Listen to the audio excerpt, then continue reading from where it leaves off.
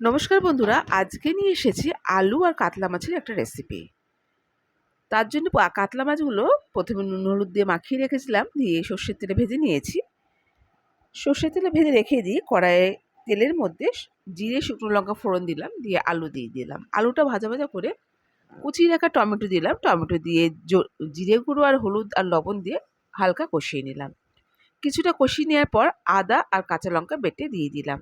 আদা কাঁচা লঙ্কা বাটা দিয়ে আবারও একটু কষিয়ে নিলাম। কষানো হয়ে গেলে ফ্লেমটাকে বাড়িয়ে দিয়ে জল দিয়ে দিলাম।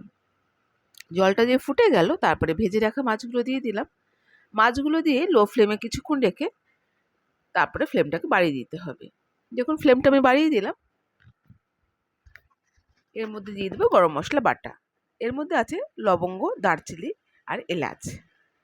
ব্যাস, রান্না কমপ্লিট। রেসিপিটা কেমন লাগলো জানাবেন। আজ এই পর্যন্তই, টাটা।